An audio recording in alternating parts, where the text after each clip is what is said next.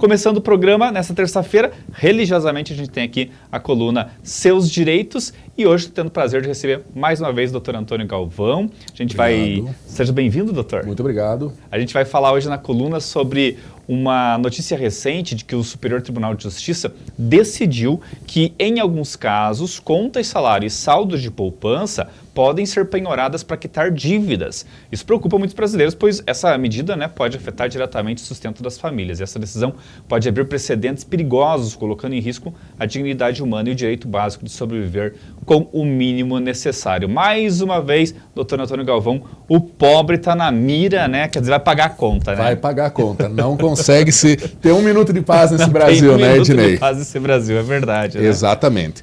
Essa decisão, na realidade, ela é bastante curiosa, porque, de fato, você gera uma insegurança muito grande. Até tempos atrás, a legislação protegia os cidadãos com relação a aplicações de até 40 salários mínimos na poupança, questão de salário, então aquela verba que você recebia de salário tinha uma natureza alimentar, era protegida pela lei, e hoje em dia já não está mais tão simples assim. Então antes, se você tinha uma dívida, estava sendo cobrado na justiça, e quando penhoraram suas contas, encontraram uma aplicação na poupança de até 40 salários mínimos, hoje em dia isso aí deve dar o quê? Uns 56 mil reais aproximadamente, por aí, ou algum valor em conta corrente que se configura como salário, automaticamente esse dinheiro voltava livre para você, porque se entendia, a justiça entendia que aquilo era necessário para o teu sustento. Ora, o salário é para as contas do mês, todo mundo sabe, todo mundo precisa sobreviver, comer, pagar aluguel, enfim, e os valores de poupança eram uma reservinha de emergência, que era costumeiramente interpretado dessa forma pelos tribunais. Mas agora acabou, tá? Essa decisão mais recente que o Ednei fez menção agora no começo do programa, ela diz relação da poupança, das aplicações financeiras. Então, o que antes era reconhecido logo de cara pelo juiz, vamos dizer assim, então verificou que era uma aplicação financeira no valor de até 40 salários mínimos, libera na hora. Agora, se o cidadão, o devedor, não se manifestar naquele processo dizendo o porquê aquele dinheiro é essencial para ele, vai ser penhorado. Da mesma forma o salário, tá? Ainda não é o salário integral que eles estão conseguindo pegar, mas já existe decisões consolidadas de que até 30% do teu salário pode ser destinado ao pagamento de dívidas. E isso também é muito perigoso, porque a gente sabe que hoje em dia o brasileiro está praticamente no 0 a 0, sem sobrar e sem faltar, na maioria dos casos, às vezes até faltando, tendo que girar cartão de crédito e assim por diante. Mas você ter a possibilidade legal de perder 30% do teu salário para pagar uma dívida é algo muito, muito, muito preocupante. E aí, obviamente, que isso se agrava ainda mais se a gente pensar na cultura do brasileiro. Vou ser sincero, Ednei, a grande maioria das pessoas finge que o processo judicial não existe, recebe uma cartinha... Prefere abstrair, Prefere abstrair. Recebe cartinha do Serasa, recebe cartinha da Justiça e deixa lá, um dia, como popularmente, 5 anos passa rápido. 5 anos passa rápido. E eu tem não muita vou me gente que se pega nesse dos 5 anos, Muita gente se pega nisso, exatamente. E aí, de fato, essa regra dos 5 anos ela existe, mas não é tão fácil o processo judicial, tá? Se eles não entrarem na justiça para cobrar uma dívida, em 5 anos eles perdem o direito de cobrar ela.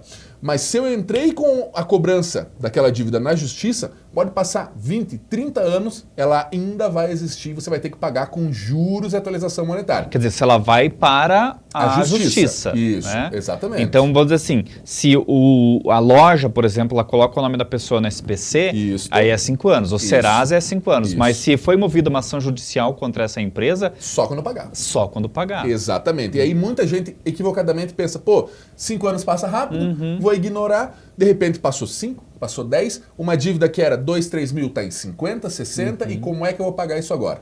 E aí, obviamente, que passou muito tempo, ninguém vai querer fazer acordo, vão pedir bloqueio de conta, e essas novas decisões vêm prejudicar a vida daquele que está devendo. Lógico, aqui a gente não está incentivando de nenhuma forma inadimplência, não é bonito você dar calota, vamos chamar assim, só que a gente tem que se preocupar com essas garantias que são o básico para a gente ter uma dignidade. Então, ninguém pôr a mão no nosso salário, vamos chamar assim, eu ter o direito de possuir uma reserva de emergência, às vezes amanhã tem um problema médico, um defeito no carro, rematrícula de filho, assim por diante, você já ter esse risco de, lógico, 40 salários mínimos a gente sabe que é um valor um pouco elevado, mas, a depender de qual é a necessidade do cidadão, dar um PT num carro, alguma coisa, da onde vai tirar esse dinheiro? Aí vai ter que recorrer para o crédito, vai se endividar ainda mais e vai virar aquele efeito bola de neve que 80% das famílias, né, conforme a última estatística, que estão endividadas, já conhecem. 80%, gente. É muita gente que está Muita endividada. gente. E agora essa decisão vem aí para cercar, de alguma forma, ainda mais aqueles inadimplentes, né? Exatamente. Essa decisão, para a audiência entender, ela é vinculante. Então, todos os casos que tiverem um desfecho similar, ou seja, o cidadão tem um valorzinho na poupança ou tem salário, vai se aplicar a penhora, a menos que você consiga comprovar que aquele dinheiro é essencial para a tua subsistência. Tá? Então, a regra antiga era o quê? Chegou nas situações da lei que não pode ser penhorado, então, era o valor de poupança, era o salário, era o veículo utilizado para o trabalho, era o único imóvel, ninguém colocava a mão. Já estão começando a flexibilizar a questão da poupança e do salário. Daqui a pouco chega na casa, e aí vai ser um grande problema. E a poupança, via de regra, é porque sobrou um dinheirinho, né? Exatamente. Daí é difícil também de provar que aquilo ali é essencial para a tua existência, Também, né? Porque a gente está falando só de poupança, não da conta corrente. Isso, só de poupança. Porque na conta corrente, se não for valor de salário, vai ser penhorado igual. Então, às vezes, é muito comum o pessoal ter também uma desorganização financeira dentro do lar, mesmo com as contas em dia. Então, às vezes, é o marido que utiliza a conta da esposa, dos filhos, alguma coisa assim, e por mais que aquele salário estivesse sendo protegido pela lei, você desvirtuou aquilo fazendo outras movimentações. E aí você também acaba sendo atingido pela justiça, né? E principalmente essa negligência de, poxa, vou fingir que o processo não existe, esperar acabar, vai dar problema lá na frente. Então tem que ficar bem atento. Mas aí, doutor, qual que seria a dica? Guarda o dinheiro no colchão para não deixar na poupança, para não correr o risco de perder? Não precisa tanto. A dica é simplesmente não ignorar, obviamente, porque você sempre tem a alternativa de resolver da maneira mais fácil, né? Então a lei, do mesmo jeito que ela impõe sanções, né, que ela impõe multas e assim por diante, ela também te dá o direito à defesa. E você tem que se aproveitar disso. Porque, especificamente trazendo para o lado dos bancos, né, quando a gente está discutindo uma dívida de banco, não faltam argumentos para você mostrar para o juiz que aquela dívida está muito maior do que você deveria pagar. E aí, nesse momento, você consegue, eventualmente, frear bloqueio de contas, restituir valores que foram penhorados indevidamente, mas o juiz não é adivinho, né? Então, se você não apresentar uma defesa, ele vai achar que aquilo lá pode ser penhorado, que está sobrando, você não correu nem atrás, então vai levar e vai se incomodar. E sabe o que é pior também, Ednei? Às vezes a nossa audiência pode estar pensando, poxa, não sobra R$1 na minha conta, não tenho nada na poupança, então estou tranquilo. Você dirige? Sim. A audiência está ouvindo a gente dirige? Provavelmente. A CNH pode ser bloqueada por dívida caso não encontre patrimônio para ser bloqueado. Passaporte, quem gosta bem de viajar arbitrário, né? Porque você paga para a tua CNH, você faz tudo, né, no processo. Exatamente. Infelizmente, eu julgo também uma medida bem arbitrária, mas já vem sendo aplicada, e aí você perde, inclusive, o teu direito de ir e vir, né? Porque você não consegue dirigir, você não consegue viajar, e ainda você está com todas as contas bloqueadas. Então, essa história de, eu não tenho nada no nome, a justiça nunca vai me atingir, infelizmente já não é mais bem assim. Consegue bloquear CNH, consegue bloquear passaporte, e inclusive te proibir de fazer concurso público com uma situação irregular no teu CPF. Então não adianta querer, como eu falei ali, né, guardar o dinheiro em casa para não ter dinheiro na poupança, o dinheiro de uma conta corrente para o governo não rastrear, que ele pode te pegar de outras formas. Pode te pegar de outras formas até te obrigar a pagar. Então, hoje em dia o cerco está se fechando muito rápido e você precisa tomar alguma medida para não ser vítima, né, dessas sanções da justiça. A gente fala vítima porque é uma penalidade, então, né, obviamente você vai sofrer com isso. Mas o ideal mesmo é que você sempre tome uma postura ativa no sentido de procurar resolver o problema. E vamos ser sinceros, a gente sabe que ao chegar para fazer uma negociação, principalmente falando de bancos, os gerentes são inflexíveis. Mas dentro da justiça você tem caminhos para fazer uma negociação bem vantajosa. Bem vantajosa.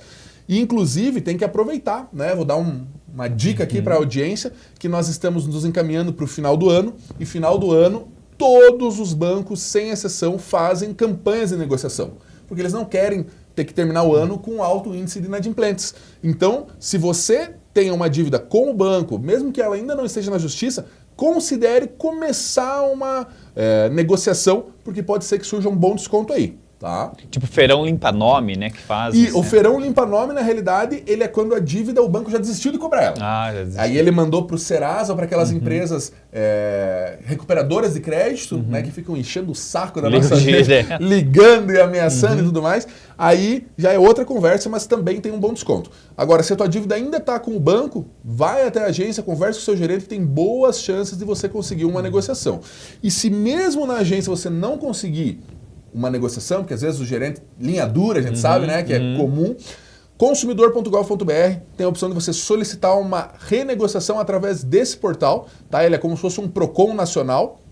E aí você vai receber propostas e pode simplesmente aceitar elas online e já fazer a tua negociação. Consumidor.gov.br. Exatamente. Você que sinaliza que você quer resolver Exatamente. a questão. Você abre uma reclamação contra o banco, informando que está tendo dificuldade de negociação, e aí, né, vamos dizer assim, as hierarquias superiores do banco vão dizer, não, mas a gente quer receber. Todo mundo quer receber. Sim. Manda uma proposta para o cidadão. E aí, lógico, tem propostas boas, tem propostas ruins, cabe a você, audiência, avaliar, mas se for uma proposta interessante, fecha o negócio que por ali é sucesso. Porque via de regra, né, doutor, a pessoa que chega no banco, eu quero renegociar porque eu estou devendo aqui e tal, eles vão me iniciar pela tabela lá em cima, né? Vão jogar muito Vão jogar lá em cima. Então, esses caminhos alternativos são, acho que, a melhor solução. Senão você vai ter que pagar juros, subjuros, juros, não sei o quê. Juros sobre juros, aí vão inventar que já está no jurídico, tem que pagar o honorário do advogado do banco, e multa e não sei o quê. Então, assim, vai virar uma bola de neve. O banco que a gente menos tem que ter dó nesse rolê aí, porque uma coisa também que é muito injusta no Brasil é que é tal da falência, né? A empresa decreta falência, o governo tem que ajudar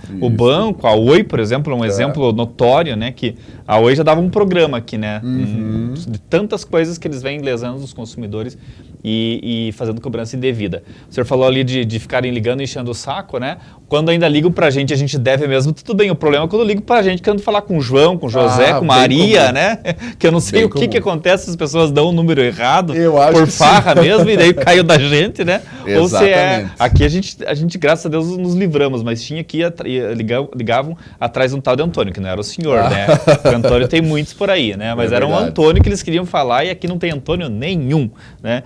Então, essa questão do STJ, ela já se tornou uma regra, já está sendo aplicada. Já está sendo aplicada. Então não depende de Congresso, não depende de nada. Não, essa é uma decisão vinculante, como a gente chama, e ela vai ser aplicada a todos os processos que tiverem uma relação com essa matéria. Ou seja, o cidadão que tem um valor de aplicação de poupança vai poder ter ela penhorada se ele não for lá e justificar tintim por tintim de por que aquilo não pode ser penhorado. Mas aí para penhorar, doutor, tem que ter o quê? Onde que o credor vai entrar para pedir para essa penhora? Basicamente ele tem que ter o contrato, vai entrar na justiça apresentando o contrato. Exemplo, Ednei assinou um contrato comigo, banco, não pagou, execute. A justiça vai enviar uma cartinha para tua casa, pague em 3 dias ou apresente defesa em 15. Se não fizer nenhum nem outro, bloqueio de conta imediato. Bloqueio de conta. Poupança. Tudo. Todas as contas que você tiver vinculadas no teu nome vão ser objeto de penhora, né? Que é esse bloqueio que a gente chama. Inclusive a poupança agora. Aí o que acontecia antes é que, ao receber o relatório e verificar, poxa, teve valor bloqueado em poupança, o próprio juiz falava, libera. Agora não. Se o Ednei, nesse exemplo que a gente está trazendo aqui, né, não for lá e se manifestar, seu juiz, o negócio é o seguinte, esse dinheiro da poupança será utilizado para isso, não vai liberar. Vai ficar sem o dinheiro. O credor vai colocar a mão e aí acabou a chance de negociação. E valeria também para investimentos, por exemplo, eu compro ações ou eu faço aplicação comprando título? Esses daí, na realidade, nunca foram protegidos. Nunca foram. A gente tinha uma proteção da poupança porque se entende justamente como se fosse uma reserva de emergência, nada com fins de alavancagem de patrimônio, como seriam investimentos propriamente ditos.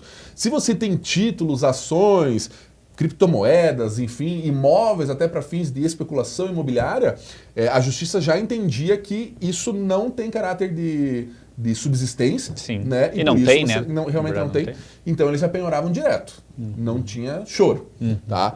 Mas a poupança agora é uma novidade, no meu ponto de vista, trágico, mas que é uma realidade que nós temos que nos habituar, porque infelizmente vai fazer parte do dia a dia dos brasileiros. E tende a inibir o investimento em poupança também. Com certeza. Já é bem Já é pouca gente que defasado está esse indo. investimento. Quem né? tem um Mas- pouco mais de conhecimento de investimento já não faz, porque pelo menos um CDB ali. o né, rendimento é muito pequeno. baixo. Eu acho que os próprios gerentes de banco já aconselham, né, a não Exatamente. fazer por causa Até essa situação do CDB hoje ela é a nova poupança, né? Para quem não sabe, o CDB ele é uma aplicação muito conservadora, né? Em títulos públicos que você tinha uma rentabilidade um pouquinho acima da poupança, então incentivava o pessoal a fazer esse tipo de aplicação.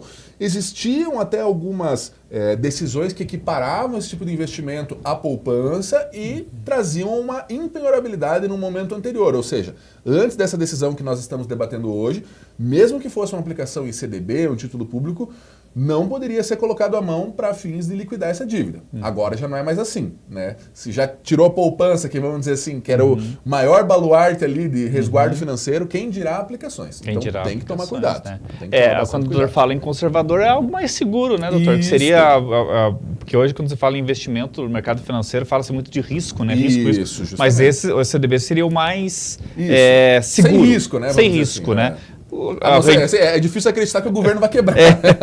É difícil, né? A gente imagina que não quebre. Mas até vale aqui um parênteses sobre essa história de poupança, né? Que a gente tem toda essa... As pessoas investem na poupança porque é fácil, porque entendem melhor o que é e tal, mas a gente já chegou no Brasil, é bom lembrar, né? No governo Collor, há um confisco da poupança, né? Realmente. Então, assim, o Brasil realmente não é um país, digamos assim, 100% seguro. Não que isso vá acontecer novamente, porque foi extremamente trágico, né? Aquilo não trouxe resultado efetivo nenhum. O Brasil foi muito negativa, né? Mas que existiu isso no Brasil. Muitos dos que estão nos ouvindo hoje provavelmente nem lembram mais disso, né? Um público jovem. Não, muitos não lembram. Isso foi em 1990, né? É. Já tem aí 24 anos, pelo menos. 34 anos, né? 34 anos, pelo menos. Mas isso aconteceu no Brasil. E agora, né? Claro, são situações distintas. A gente está falando de uma dívida que pode ser confiscada a sua poupança para pagar essa dívida, e não o governo tomando teu dinheiro, Exatamente. né? Como se fosse um empréstimo. Até hoje se discute a Isso, evolução tem daquilo. ações discutindo isso até hoje. Até hoje. Aproveitando, Dina, eu queria só fazer um adendo para a nossa audiência, que é o seguinte. E aí o pessoal pode estar se questionando, né? Mas, Antônio, qual é a regra para o banco levar isso para a justiça, para que vão cobrar a dívida e assim por diante, né? Todo mundo sabe que o processo judicial tem um custo, né? Então, seja com advogado, seja com despesas do fórum, para quem nunca processou ninguém, né? É importante esclarecer que você também paga para o fórum. Eles têm despesas para movimentar o processo lá dentro. Então, é óbvio que existem alguns valores que não valem a pena serem levados para frente, porque você vai sair no 0 a 0, né? Mas vamos jogar aqui uma média de acima de 15 mil reais, já é comum que exista processo judicial. Isso falando de bancos, tá? Quando a gente está falando de pessoa física, tem gente que por 100 reais vai entrar na justiça. Mas tratando de bancos, isso não é uma regra, tá, pessoal? Isso aqui é uma estatística, então vocês têm que ter isso na cabeça para... vou ficar devendo 14.500. Então posso pegar 14 mil. Não. É uma... Da mesma forma que a gente tem um mito no Brasil de que eu posso atrasar 3 que não vão atrás do meu carro, né? Que é um mito. Você tem também essa estatística de uma já podem tirar, né? Já. Você tem no Brasil essa estatística de que a média dos processos de execução que o banco move contra o devedor, né, para cobrar essa dívida é acima de 15 mil reais. Tem casos específicos que vai ser menos, tem outros que eles vão segurar mais, depende do perfil do cliente, mas a média é essa. Então, se você está numa situação dessa, já começa a pensar. Porque chegar no final do ano, quer viajar para a praia, parar na Blitz ali na Polícia Federal e descobrir que está com a carteira apreendida por causa de dívida, vai arrumar problema com a mulher e com a família. Né? Exatamente. E vai ter que voltar para casa. Vai ter que voltar para casa. De guincho. Exatamente, de guincho.